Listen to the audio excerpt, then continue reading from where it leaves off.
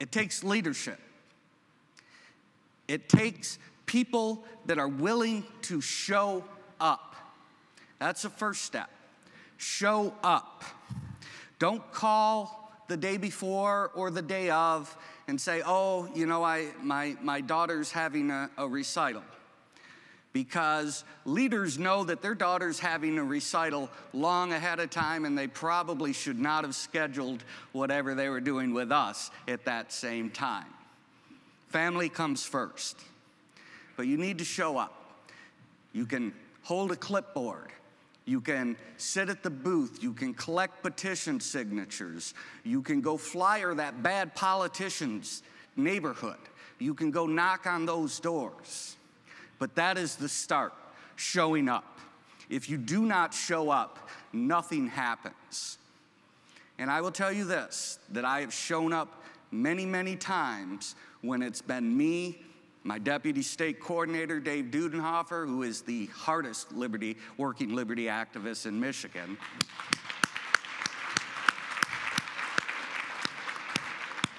And what do? We don't get there and figure out that, oh, you know, the folks that we talked to didn't show up. We proceed on. If we're knocking doors, we're going to knock those doors anyways. If we need to get the petition signatures, we're going to get those petition signatures anyways. So showing up is number one. Number two, bring others. Look behind you. If there's nobody following you, you are not a leader. Doesn't mean you're not a good person, doesn't mean you're not a good activist, but if nobody's following you, if you're not bringing anybody else to the table, everybody here can find a friend, a family member, somebody that can come and help contribute. When I started out, I was a county coordinator, and I just started gathering names. I got them from some GOP events I had been on, got them through talking to some other folks. I just started gathering some contact information, and then I just started calling them, and I started asking them to show up where I was going to show up. And they started showing up also. Soon enough, they started asking friends. So you have to show up. You have to bring people with you. It is a numbers game. This is all about numbers. So the other thing that you really need to do there is you need to see it through.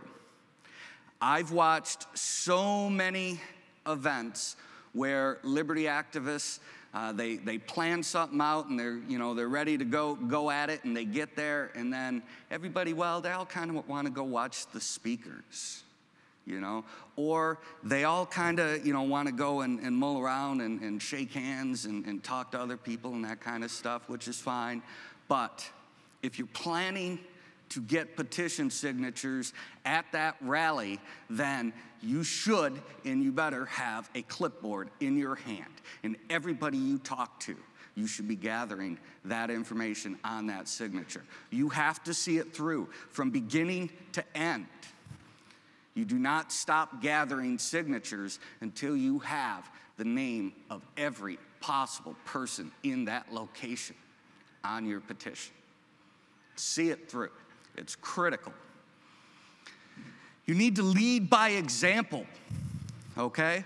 If you are going to go out and ask people to knock doors, then don't show up, hand them a clipboard, and say, go get them. You need to pick up that clipboard also. You need to pick up that pen, and you need to go knock on those doors with them. You need to show them that you're not afraid to do what you're asking them to do. You also need to be smart. You need to be knowledgeable. Do not speculate on what is knowable. I don't know how many times I get calls or how many calls I get right before a convention from activists that want to know what the rules are.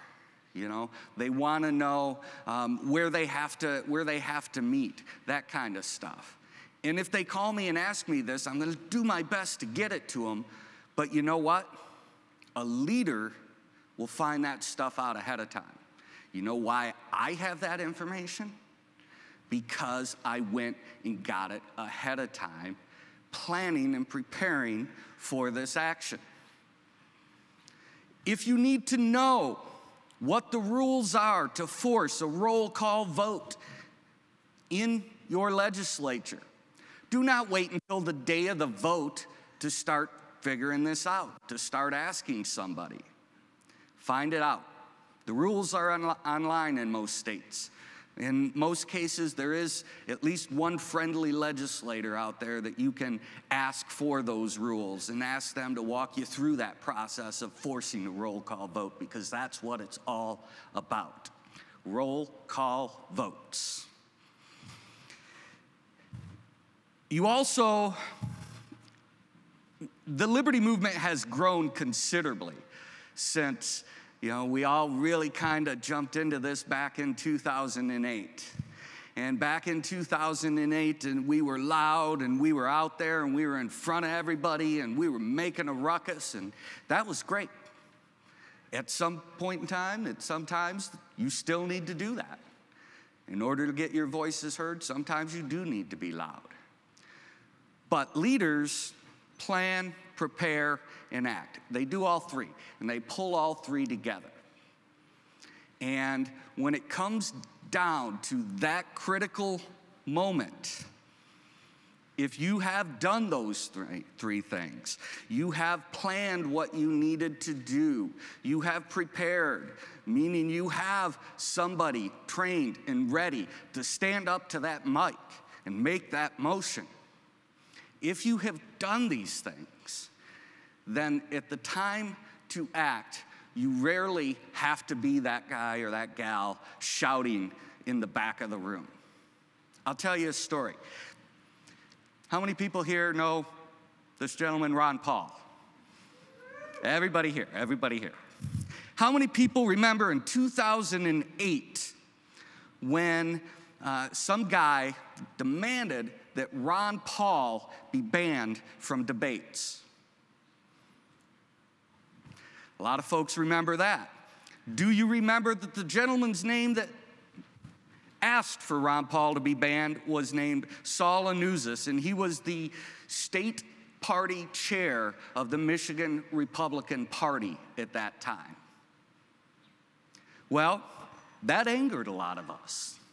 We weren't happy about it, but we weren't strong enough to do anything about it at that time. So we planned and we prepared.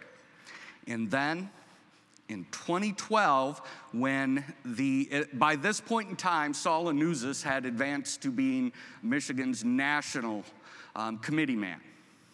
In 2012, when Saul Anuzis was running for his reelection for national committee man, it was Friday night, we were in our caucuses, we were fighting for our delegates to the national convention, and I am leaning up against the wall.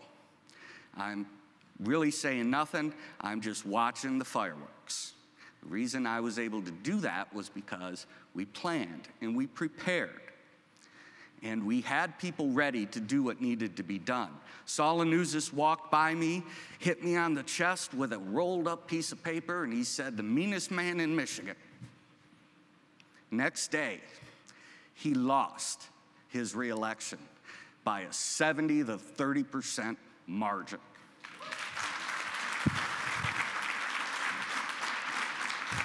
We didn't just show up and scream and sign wave and all of that kind of stuff.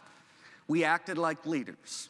We knew that every 2 years this election comes up. We knew that we had to put together the coalition to make this happen. We knew that we had to plan, prepare, and act. And lastly, one of the most important things a good leader needs is guts. It is not always easy.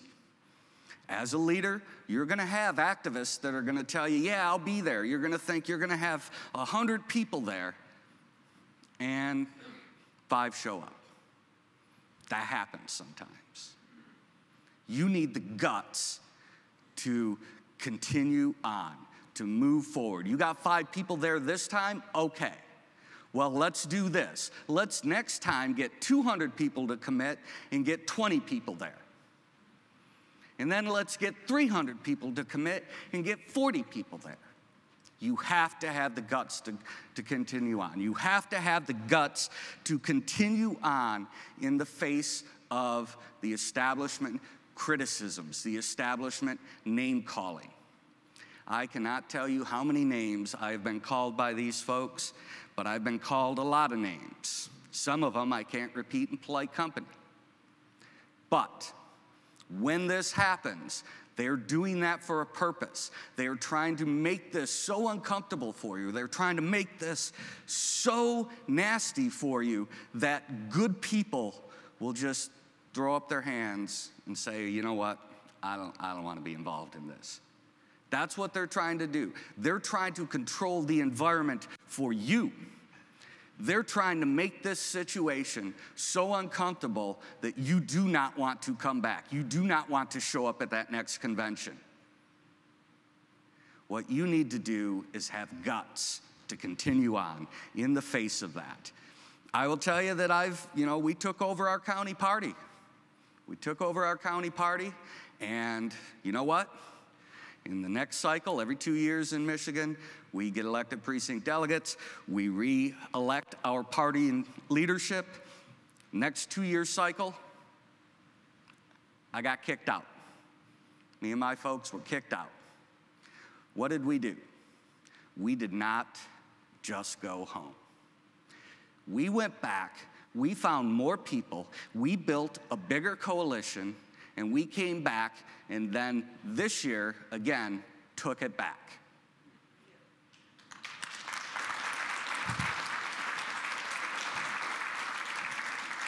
So, guts is necessary. Dealing with these folks is not always easy. There are lots of great moments in the Liberty Movement. There's these moments where we're at LPAC, and we're all enjoying each other's company, and we're getting invigorated for the upcoming liberty fights. But there are lots of moments in politics where you need to dig deep down. That's what leaders do. And I will tell you this, if you would like to hear more about this, you really, really, really should consider attending the FACL class tomorrow. The FACL classes have changed my life, the way that I operate, and how successful we have been in Michigan. And so I encourage you to attend the FACL training tomorrow. If you cannot attend that FACL training, then contact one of us at Campaign for Liberty, and we will help you get a FACL training set up in your area. And we'll teach you how to do this. We'll teach you how to be effective. Thank you.